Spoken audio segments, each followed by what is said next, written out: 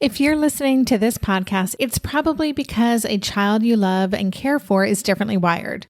Are they also struggling in their current educational setting, seen only for what they're doing wrong while longing for positive relationships with peers and others? Envision a world where your child's unique abilities are not just recognized, but celebrated. A world where they can connect with others and their true potential is seen and appreciated. The Strength-Based Assessment Lab's mission is to build a world for your child just like that. Through its innovative approach, it aims to empower students, families, educators, and professionals to create positive, effective, and collaborative learning experiences. Be a part of shaping a brighter future for your child. Visit www.bgs.edu to learn more about what a strength-based assessment could mean for your family. That's bgs.edu. Everybody gets anxiety. Some of the time we wouldn't be alive if we didn't. It's what keeps us alive. So it's just a part of being human, but it's, sometimes it happens too much. So basically it's about just trying to melt away the stigma and saying we all do some of this stuff some of the time. Let's just depathologize it so we can get on with supporting ourselves and each other and feeling okay about where we're at without, first of all, having to get over the hump of feeling broken and like there's something wrong, because it's just a part of being human. Welcome to the Tilt Parenting Podcast, a podcast featuring interviews and conversations aimed at inspiring, informing, and supporting parents raising differently wired kids. I'm your host, Debbie Reber, and today I'm talking with the founder of the popular website Hey Sigmund, Karen Young. Karen founded Hey Sigmund after realizing the power of solid information. It quickly became hugely popular, and on it she shares the latest research and news on psychology with everyday people. What attracted me to Karen's website is that it frequently features fascinating, comprehensive, and easy-to-digest articles on issues surrounding kids' emotional and mental well-being, with a special focus on anxiety in kids. So that's what we're talking about in depth today, anxiety in children. Karen's also going to tell us about her new book, which she wrote specifically for children with anxiety, called Hey Warrior. By the way, if you're new to the podcast, in my last episode, I interviewed a mom about her journey of raising two kids with anxiety disorder. So if you haven't listened yet and anxiety is something that's touching your family, you can check that out too. It's at tiltparenting.com/session83. And after you've listened to the episode, don't forget to go over to tiltparenting.com/after the show. Each week, I share a 1 to 2 minute video where I share my biggest takeaways from my podcast conversations or tips about taking what you've learned and making it work for your family. When you go to my After the Show page, you can sign up to get new episodes of the podcast and After the Show series delivered to your inbox each week. And now I'll get on with my conversation with Karen. Hey, Karen, welcome to the podcast. Thank you. Thank you for having me.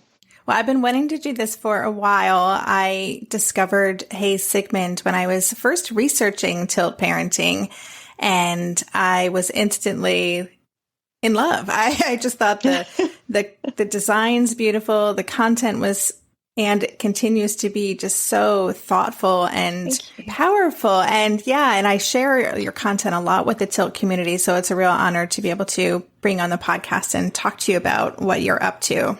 Oh, thank you. Thank you. Well, the respect's very mutual, and I'm really excited to chat with you today. Well, let's start by introducing you to our listeners. So we know that you are the creator of Hey Sigmund, but could you tell us a little bit about your story and what you do and kind of your personal why for creating Hey Sigmund? So I started as a psychologist, and I was in private practice, and then I did teaching and personal growth groups and one-to-one counselling, and then I stopped for a little while to stay at home with my kids, and then I wanted to come back in because I actually loved working as a psychologist. I loved it, and I missed it when I wasn't doing it. So I wanted to come back in, but I just wanted to do something where I could have a broader reach. And when I was in practice, what I was really aware of was that when I was working with kids, that parents just needed the information and they could do really great things with the information. So I didn't, it wasn't so much what I did, but when parents knew the information that we as psychologists knew, they could do really great stuff with it. And so basically that's where Hey Sigmund started, was I just want people to have the information that we have as psychologists. And, you know, parents are the ones who are most connected to their kids and have the most influence, and they have a lot of power. And so with information, with solid information, they can do really great things. And so that's when I started the website. And at first I thought, oh, I don't know about psychology on the internet. I'm not sure that that'll fly, but, you know, it has. And so it's worked out. And I'm really grateful for that. Oh, that's fantastic. How long ago did you start it? We are coming up to, I think it'll be 3 years in November. So it kind of started slow, and then I was crawling, and then it was actually the anxiety post that did it for me in March of the next year, and it's sort of been going since then. So it was just, I think I was really lucky, and it was what the information that was needed at the time I had it, I suppose. So it's a lovely collision of events. Well, I think, you know, you're an interpreter for so many of us. And what I was struck by when I discovered your site is just, again, the richness of the content. And you really are talking about these fascinating issues, emotional intelligence, and a lot of brain science concepts, but you present it in a way that is really understandable and a way that we as parents can apply it. And again, I'm such a visual person, and I think that so much of what exists for parents, especially parents like me raising differently wired kids, aesthetically, it's not so pleasing. And, you know, the whole experience of your site, I just really vibed with it. And so I'm not surprised with the success that you've had. But I was so curious because you have readers all over the world. Your site is quite popular. So I was wondering if, you know, how that happened and if you were expecting that. No, to be honest, when I started this, I didn't know where it was going to end up. I just started. And I think when you're on the right track, the path widens up to take you. And honestly, that's what happened. And so I started it. I didn't know. I started it from my kitchen bench. I didn't know where it wanted to end up. I just knew that this was how it would start, and where it would finish, I didn't know. And I was just going to keep putting one foot in front of the other. And I had no idea it would be with kids. I had no idea it would be with anxiety. But I think it's a really great time for psychology because in the last 10 years or so, we're learning so much about the brain and the way we're wired because of technology. And so being able to translate that into, you know, a way that we can understand, I think it's a really great time in psychology. And for me, I really need to break something down to understand it. It's not like I can just read a scientific paper and understand it straight away. I have to sit with it and break it down and wrestle it. And then by the time I've done that, I can understand it in a way that is easy to explain. And then you share it with the rest of us, so that works for us. Where did the name, I didn't mention earlier that I wanted to ask you this, but I'm curious about the name Hey Sigmund. Where'd that come from?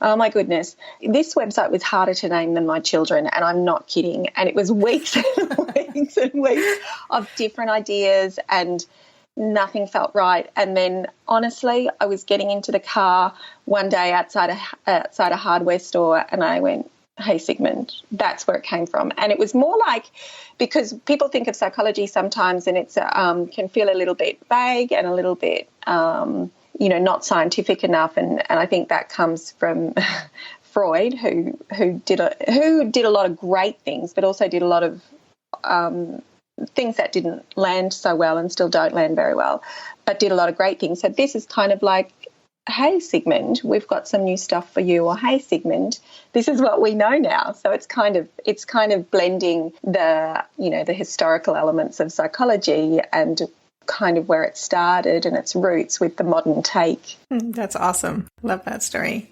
One of the things that you say on your website and your About page is that because sometimes the only diagnosis is human. Can you say more about that phrase? I mean, that really connected with me. Yeah. So, anything to do with mental health can bring so much stigma.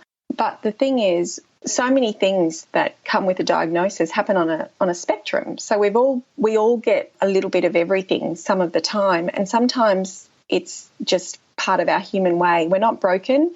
There's nothing wrong with us. We don't even need fixing. We just need either the right information to move out of it, or support, or permission to even stay in the space for a little while. And that's one of the things with anxiety. It's not a broken brain. It's a brain that's doing what it's meant to do, but a little bit more often. And everybody gets anxiety some of the time. We wouldn't be alive if we didn't. It's what keeps us alive. So it's just a part of being human, but it's, sometimes it happens too much. So basically it's about just trying to melt away the stigma and saying we all do some of this stuff some of the time. Let's just depathologize it so we can get on with supporting ourselves and each other and feeling okay about where we're at, without, first of all, having to get over the hump of feeling broken and like there's something wrong, because it's just a part of being human. Now I know more of why I resonate so much with your site, because you just use some of the language we have on our homepage, that differently wired kids, these aren't deficits, they're not broken, they're not kids in need of fixing. So I love that language and that idea that, we all have stuff going on some of the time, and that human experience. It's very awesome. And it's the richness of being human, and the richness of being with other humans is that it doesn't always feel perfect or happy or the way it's meant to feel, but that's part of it. It's, our vulnerabilities sometimes are our greatest strengths, but it's being able to understand them enough and move forward with strength and not feeling broken. Darren and I are prepping for a big move at the moment, so we are fully leaning into any and everything that simplifies things, and that absolutely includes mealtimes. At a time when my executive functioning skills are being pushed to the limit, even planning and executing dinner for our family these days can feel like a really big lift. That's why I'm especially grateful for Green Chef, a meal service that offers pre-measured and prepped ingredients to my door. Each box is packed with foods you can feel good about, like whole fruits and vegetables, plus lean protein and whole grain options. In fact, one of the things I love most about Green Chef is that they offer options that prioritize gut and brain health, with science-backed recipes that feature ingredients like fiber, antioxidants, and omega-3 fatty acids. During this time of lots of stress, it feels really grounding to know we're supporting ourselves nutritionally. I will take all the support I can get. And Green Chef doesn't just cover dinner recipes. I can add high-quality breakfasts, lunches, and snacks to my weekly box from Green Market. Green Chef has a special offer for Tilt listeners. Go to greenchef.com/tilt50 and use code TILT50 to get 50% off plus 20% off your next 2 months. That's 50% off plus 20% off your next 2 months when you use the code TILT50 at greenchef.com/tilt50. Green Chef, the #1 meal kit for eating well. Maybe I've watched too many seasons of The Amazing Race, but every time I have to go somewhere on the subway, I treat it like a competition. It's all about making the right gut decisions about which route will get me there the fastest. Sometimes those decisions get me where I'm going early, and other times my gambles don't really pay off.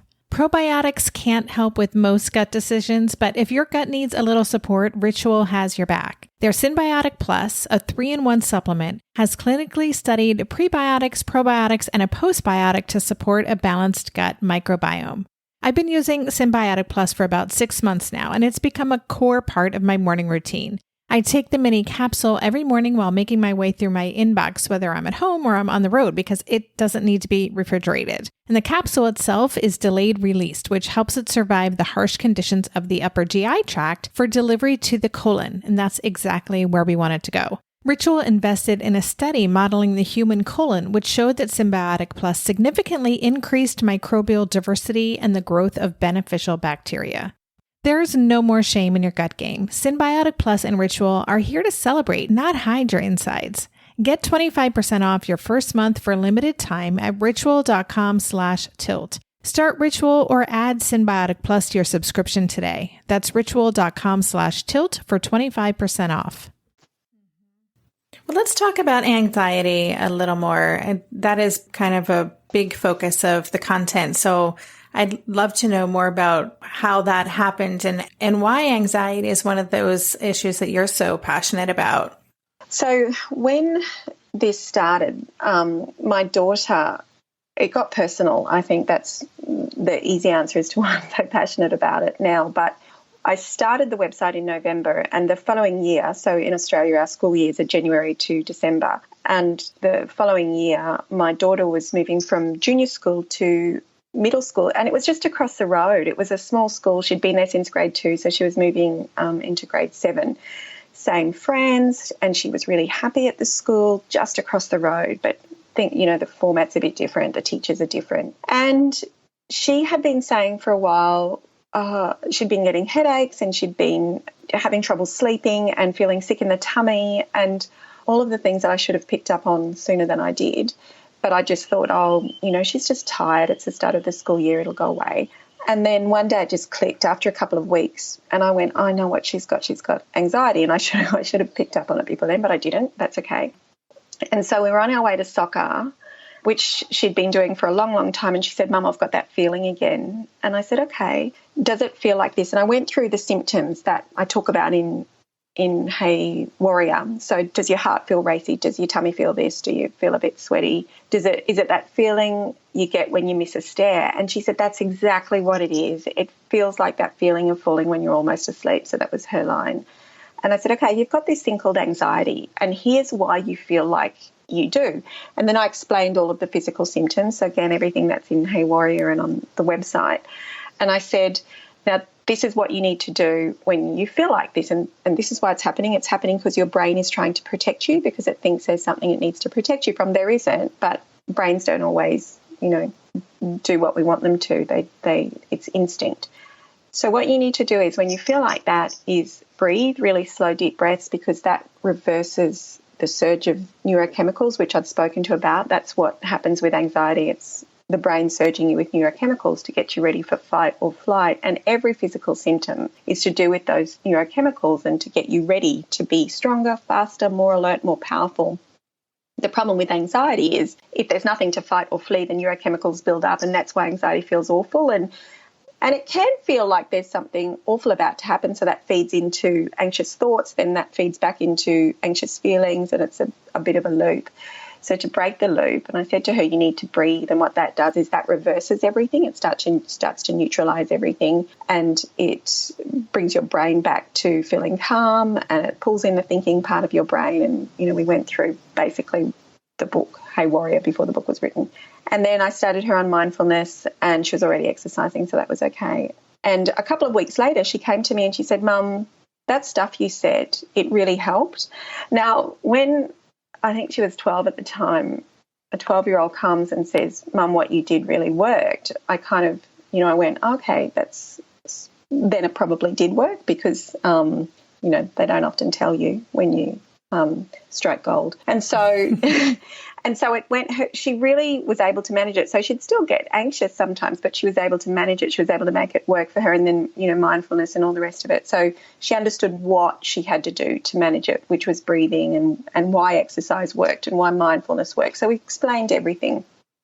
And then I said to her one night, are you okay if I write about what I told you on my website? And I said, not many people read my website, so you'll be okay.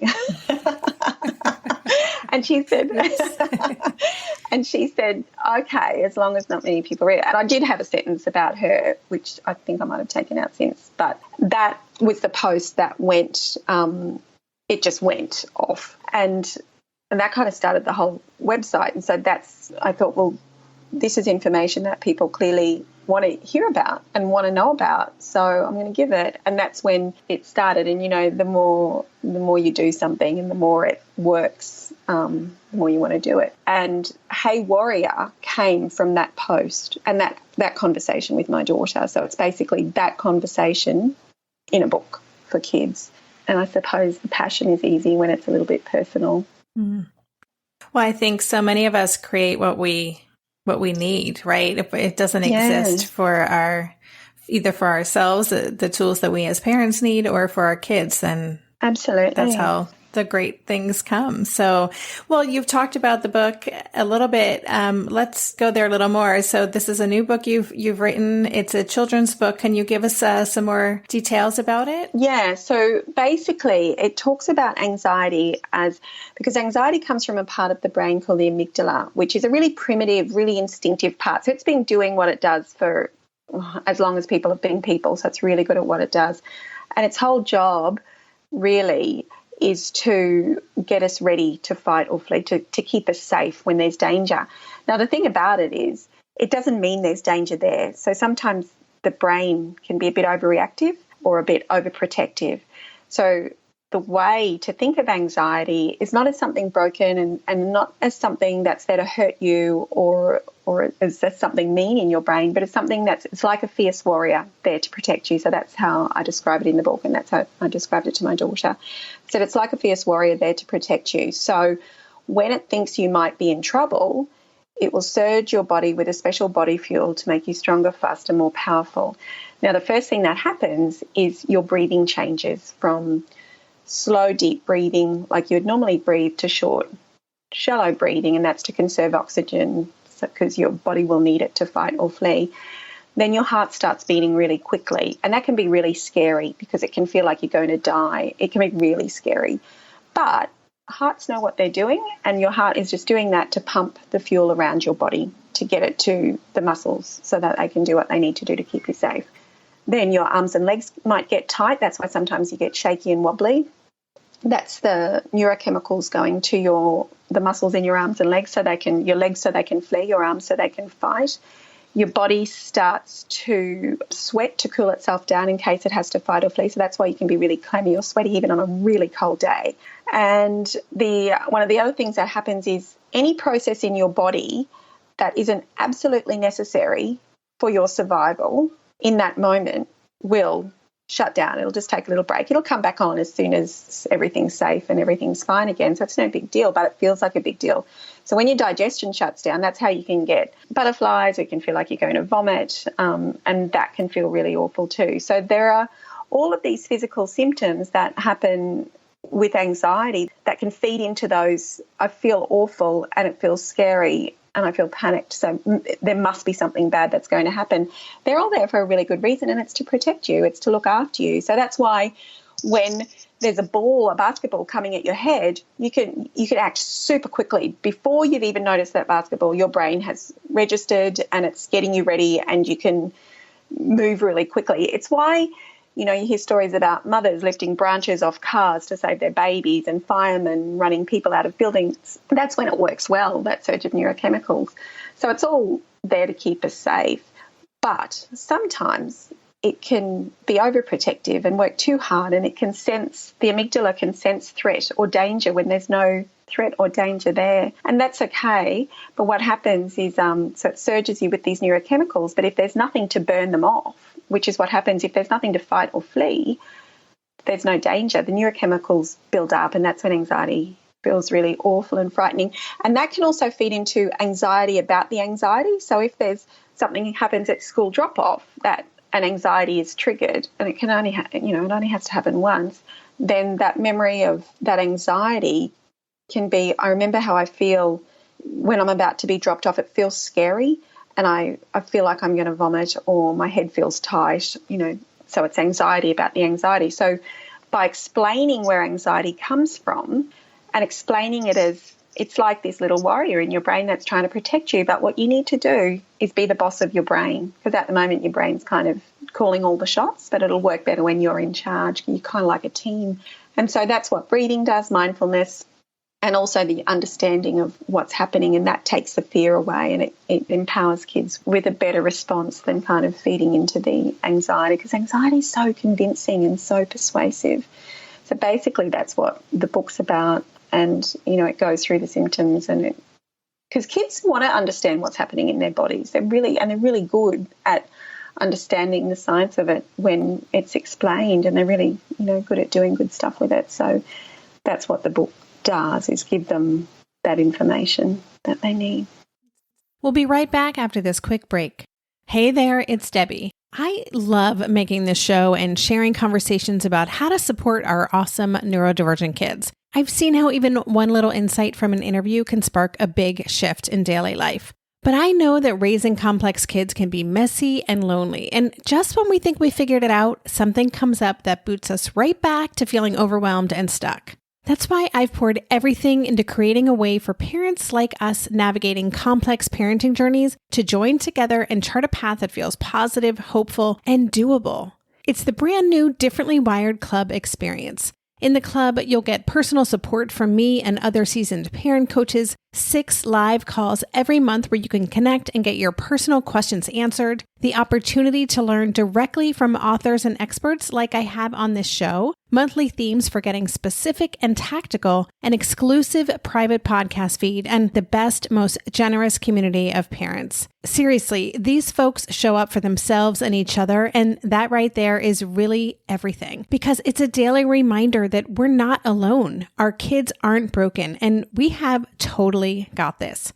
The recently rebooted Differently Wired Club is on a brand new platform with its very own iOS and Android app. It is such a great space. However you learn, whatever your style, no matter the ages, genders, and neurodivergent profile of your children, the Differently Wired Club can help you cultivate the positive shifts you're hoping for. Join us today by going to tiltparenting.com/club. That's tiltparenting.com/club. I hope to see you on the inside.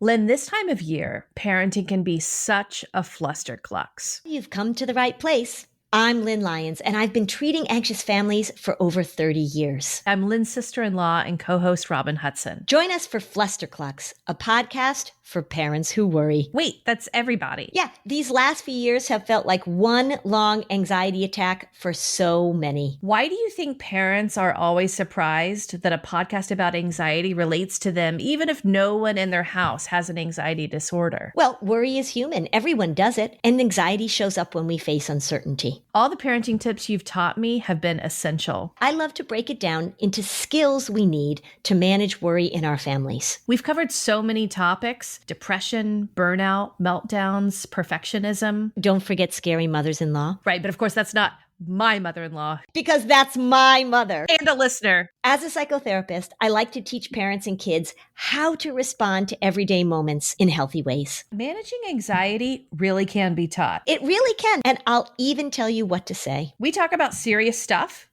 but without being too serious. Anxiety wants everything serious. Anxiety doesn't stand a chance when we're laughing, even about the tough stuff. Well, congratulations on the book, and thanks for explaining it to us. I couldn't agree more. I'm a big fan of bringing kids into the process, and I do also believe that they want to know what's going on, and they're really, because they're curious, and kids are kind of natural learners, so it's easy to engage them on that level. But when you can understand what's happening, it does take away some of the fear. And it's also respectful to explain these concepts to kids and know that they can understand it. It can help them make sense of the world. One of the ways I describe it is it's like if we were driving down the freeway and it feels like the brakes are going to fail. So we pull over and call a mechanic and we say, something doesn't feel right. I feel like my brakes are going to fail. And the mechanic takes a look and says, no, there's nothing wrong. You'll be fine. Don't worry. Just keep going. There's nothing wrong with your car. So we keep going, and then it happens again, and the brakes feel like they're going to fail, and we're doing 100 down the freeway. And so we pull over again, and the mechanic comes and says, no, nothing wrong with you. There's nothing wrong. There's nothing to worry about. Don't worry about it. Keep going. But then we go again, and it's that horrible feeling of the brakes are going to fail, and like we're spinning out of control or going to spin out of control. Then we pull over, and then someone stops and says, oh, I see what's going on here. This is why it feels like your brakes are going to fail, because your car's doing this. It's okay. It's not going to. The reason it's happening are because of all of these reasons, not because your brakes are going to fail. But I understand it feels like your brakes are going to fail, but that's just how it feels. It's not going to happen because it's actually happening because of this reason. And so understanding where it comes from can be really healing and really soothing and comforting. And once that happens, then they can feel strong enough and powerful enough to put in place the strategies they need to put in place in that moment. I love that analogy of driving down the street with being worried the brakes are going to fail. I think that also brings up what I wanted to ask you about the idea of just a lot of misunderstanding about anxiety. People don't think it exists, or especially in kids. You know, I've talked to some parents for the show whose kids struggle with anxiety, and they've talked about just the misunderstanding from educators, from other parents who think that they might be being overprotective of their kids. And I'm wondering, what's your experience been with that? And what is it like in Australia? You know, we're talking to you and you're in Australia. I'm curious what the culture is around anxiety there. It's interesting. We are starting to open up to it and starting to realise that it's just another part. It's something that can happen to kids, and it doesn't mean they're broken. But it's interesting. I was speaking to a mum the other day, and her daughter goes to one of the really good schools here in Brisbane, and her daughter has anxiety, really bright, really brave, really strong, gorgeous girl, really well liked, but she has anxiety. And the school they really did speak about it in a way that weakened her. And, you know, I said to her mum, it's not a pathology, it's not a breakage, it's something that happens. And this is why it happens. It's because her brain's overprotective. It's not broken. So there is still some misunderstanding, I suppose, around what it is. And I suppose one of the things I want to push against is this idea that anxious people, that they're not brave enough or not strong enough, because anxious people will be some of the bravest people you'll meet and some of the strongest people you'll meet, because they push through this stuff all the time. But it is a real thing, and it is the wiring in their brain triggers anxiety more often than other people. It's not a bad thing, because it can also mean, it feels bad, but it can also mean that they're really great planners. They can think of things that no one else has thought of.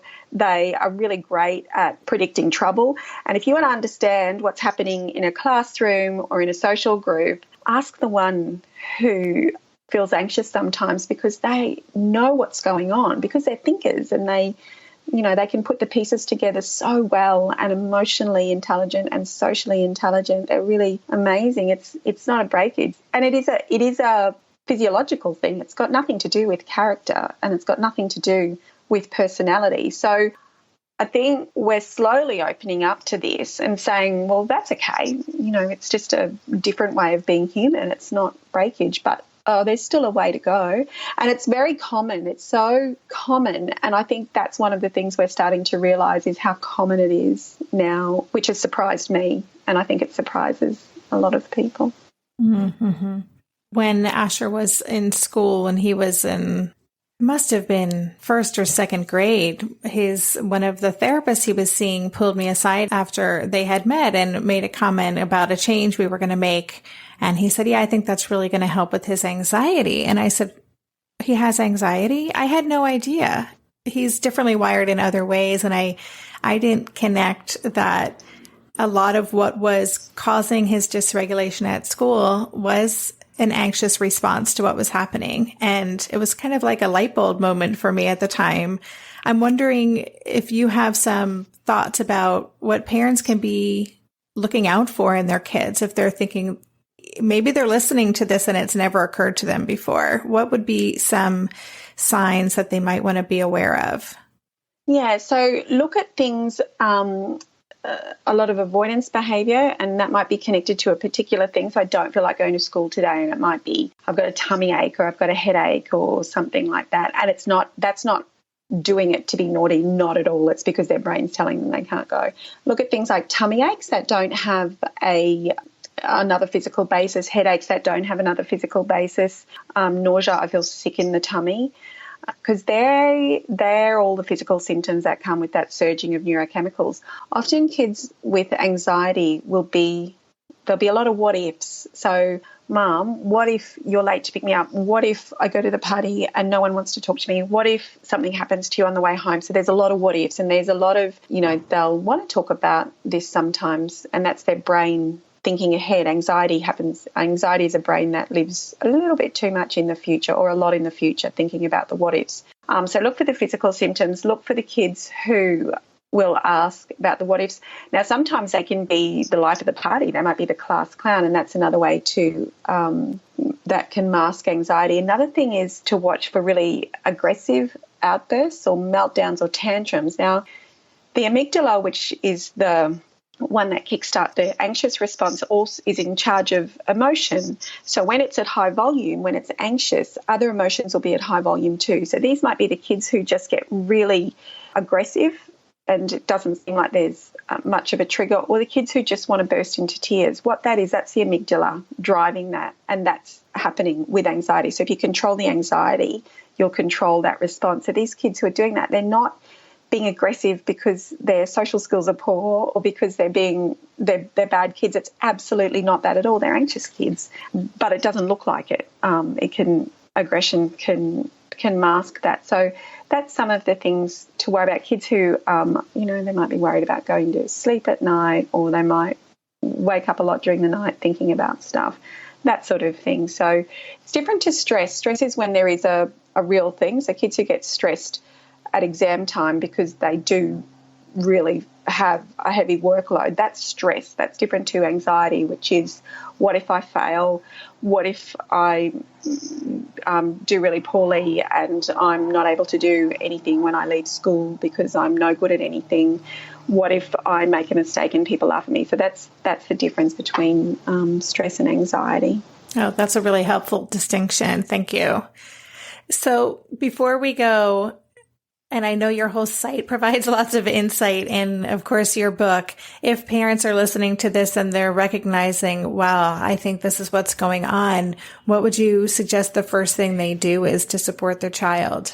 So there's a couple of things. The first thing is explain to them, kids have to understand what anxiety is. And parents don't need to buy the book. There's an article on my site called Anxiety in Kids, How to Turn It Around. That was the original article.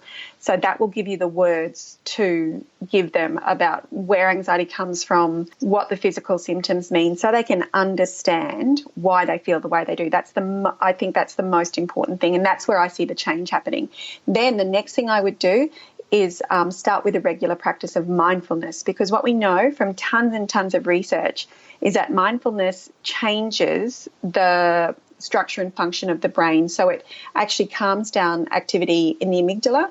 It increases activity in the prefrontal cortex, which is the part of the brain that can actually calm the amygdala and calm big emotion and think logically. And it also strengthens the connections between the two. So the brain needs to work well separately, but it also needs to work well together. So when the prefrontal cortex and the amygdala are connected, that's when it's going to be easier to take charge of that anxious response before it becomes something that feels really awful. Mindfulness is amazing. There are apps that can help kids with mindfulness. I've got articles on the site about how to do mindfulness with kids. It's really just a form of meditation, but brains need to be still, bodies need to move. So exercise is the other one. We know exercise increases the neurochemicals that help to calm the neurons in the brain that can feed into anxiety. So exercise is so important for mental health. So that's another one. So explain what it is. Mindfulness and exercise would be the big three. Oh, awesome. Thank you for sharing that. And I have to ask, are you familiar with the app Headspace? Yes, I am. Yep. That's a really great one. There's another one that I talk about a lot, which is Smiling Mind. That's another one. There's actually a lot of really great apps out there. It's really a matter of which one the kids feel works for them. But I like the idea of the app because it's a guided meditation. So I think mindfulness can be really hard, especially if you've got a racy mind. It can be really hard to still that mind. Yeah, absolutely. Yeah, just go be quiet for 10 minutes. Well, I mentioned Headspace because I just read that they've come out with the kids version of it. So I'm anxious for us to try that out as well. But listeners, I'll include links to these on the show notes page if you want to check them out. And I'll also include links to the article that Karen mentioned, to Karen's book, and of course, Hey Sigmund. But are there any other places on social media that people can connect with you? On Facebook, and Facebook is where I share all my posts. So Facebook, if you just look up Hey Sigmund in Facebook, that'll pop me up. And I'm also on Instagram and Twitter, but mostly Facebook is for the articles. I feed through the articles and I feed through other things as well. Great. Okay. So I will share all those links, lots of ways to connect and follow the work that Karen's doing. And Karen, I just want to thank you. This has been such an insightful conversation for me. And this is a topic I've been really wanting to bring more to the podcast. So I so appreciate you sharing your insight on anxiety and your wisdom and the great work that you're doing. So thank you so much. Thank you for having me. I'm really grateful for the opportunity to talk about it and get this conversation moving. And, it's when we talk about it that the stigma and the pathology or the tendency to pathologize starts to fade away. So I'm really grateful to you for giving me the opportunity to do that. So thank you. You've been listening to the Tilt Parenting Podcast. For the show notes for this episode, including links to Karen's website, Hey Sigmund, her new books for children with anxiety, Hey Warrior, and the other things we discussed, visit tiltparenting.com/session84. And don't forget to check out my After the Show short video where I share my top takeaways from my conversation with Karen. You'll find a link on the show notes page, or you can go straight to tiltparenting.com/aftertheshow. And a quick invitation to try our free Differently Wired 7-day challenge if you haven't gone through it yet. When you sign up, I'll email you a short inspirational video each day for a week with a tip you can incorporate into your life right away.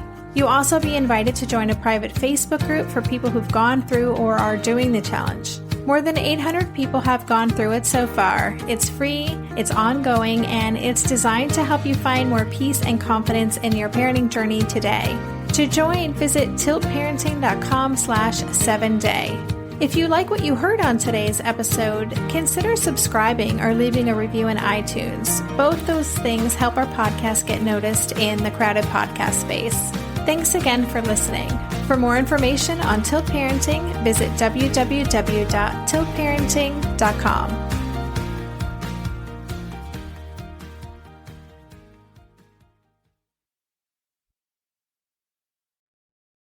Are you overwhelmed by the things that get in the way of you doing what you want to do? Are you looking for ways to simplify life to better align with your values? Do you want to create space in your schedule so you have room for more of the good stuff? Play, joy, relationships, gratitude, and more? If you answered yes to any of these questions, I invite you to check out Edit Your Life, a podcast to help you edit the unnecessary from your life so you have more room to enjoy the awesome. Through episodes with me, Christine Coe, and a range of super smart, compassionate, and thoughtful guests, you'll come away with big picture insights and practical ways to declutter your home, schedule, and mental space without getting bogged down by perfection. I have always believed that small moments and actions matter tremendously. My goal is to help you find agency and space in your life through doable baby steps that will leave you feeling accomplished instead of overwhelmed. Check out Edit Your Life wherever you enjoy your podcasts.